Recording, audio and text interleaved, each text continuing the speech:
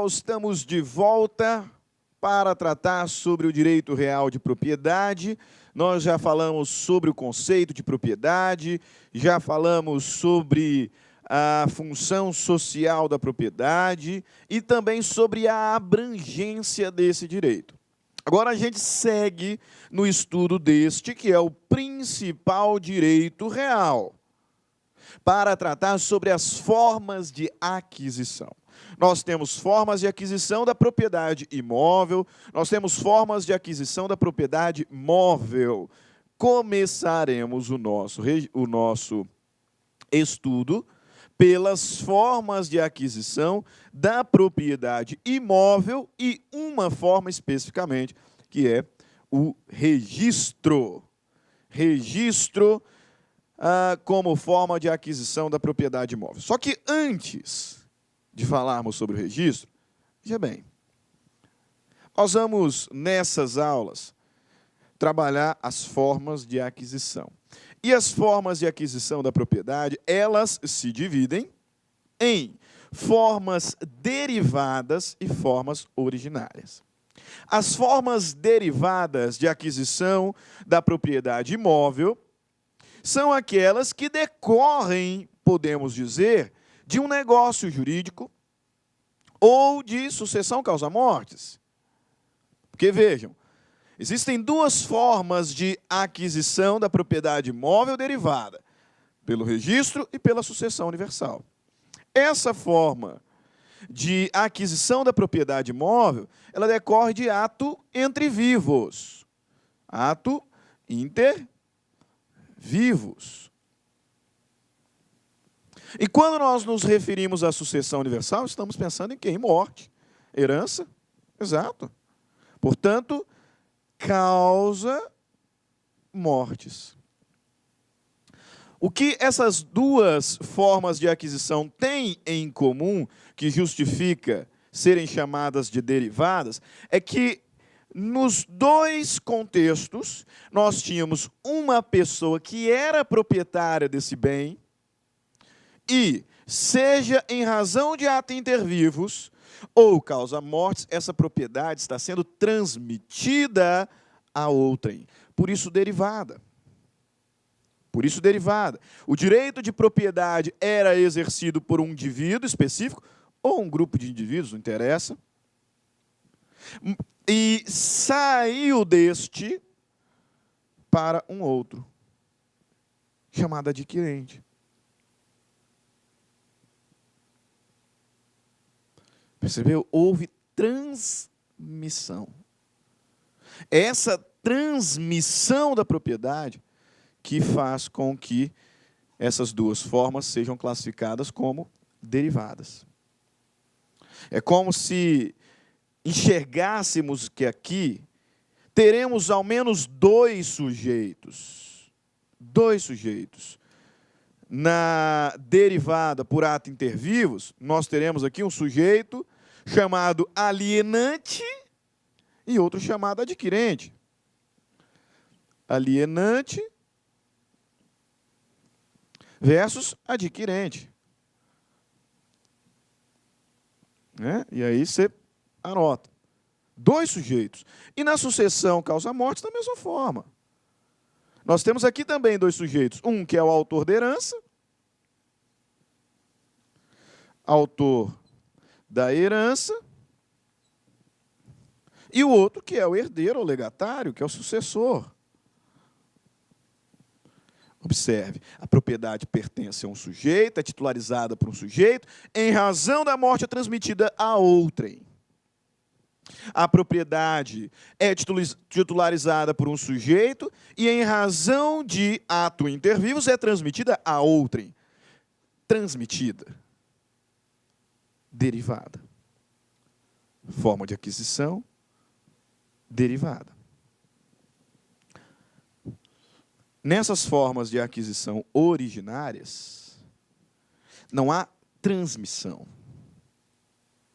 Não há transmissão. O proprietário não quer transmitir a propriedade para outrem. O proprietário não morreu e, em razão da sua morte, foi transmitido aos seus sucessores. Não, não. Não tem transmissão. O ato, unilateralmente exercido por determinada pessoa, fez com que se tornasse proprietário do bem. É o caso do usucapião. Ou um fenômeno decorrente da natureza, sem contribuição de ninguém, fez com que a minha propriedade aqui ribeirinha aumentasse. Aluvião, avulsão, não há relação entre pessoas, seja intervivos ou causa-mortes. Não há transmissão. Um fenômeno natural fez com que eu adquirisse a propriedade. O exercício unilateral, a prática unilateral de um ato fez com que eu adquirisse a propriedade. Por isso, originária, não tem transmissão. Nós vamos começar o nosso estudo falando sobre o registro, né? E, vou ser bem sincero com vocês, nós não vamos falar sobre a aquisição da propriedade por sucessão, porque isso aqui é matéria de direito das sucessões, né? Nós temos um livro inteiro no Código Civil para tratar sobre o direito das sucessões. Sobre o direito das sucessões. E a gente vai fazer isso em momento oportuno. Ok? Mas, para você compreender a aquisição derivada da propriedade por sucessão universal, eu quero que você compreenda que esta forma de aquisição, ela decorre da morte. Decorre, vou puxar aqui um link aqui em cima, tá? Decorre da morte. E aí, eu preciso que você saiba, isso a gente trabalha com maior profundidade em das sucessões, que a aquisição da propriedade, em razão da morte, se dá exatamente no momento da morte. Isso se deve a um princípio chamado princípio de droit, escreve-se droit sesine, escreve-se saisine. Esse princípio de droit sesine é o que determina que a propriedade da herança, e a herança é um bem imóvel, é adquirida em razão da morte no exato momento da morte. No exato momento da morte. Porque o legislador vai nos dizer que a sucessão ela é aberta no exato momento da morte e, nesse momento, a propriedade da herança é transmitida aos herdeiros. Propriedade, nós estamos falando de propriedade. Propriedade. A herança é bem imóvel.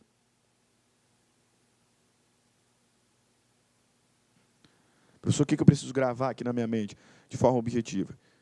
A aquisição da propriedade por sucessão, causa mortes, acontece no exato momento da morte, independentemente de qualquer ato administrativo ou judicial.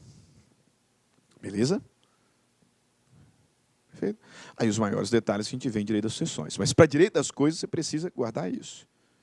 A aquisição da propriedade em razão da morte, que é forma de aquisição derivada, acontece no exato momento da morte, independente de qualquer ato jurídico ou administrativo. Ah, professor, então você está falando que não precisa de inventário? Pô, é óbvio que precisa. É óbvio que precisa do inventário.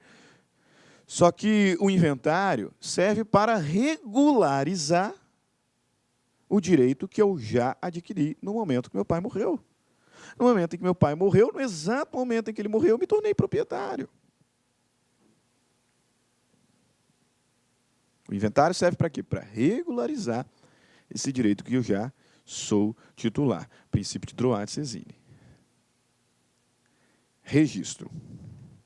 Aquisição da propriedade pelo registro.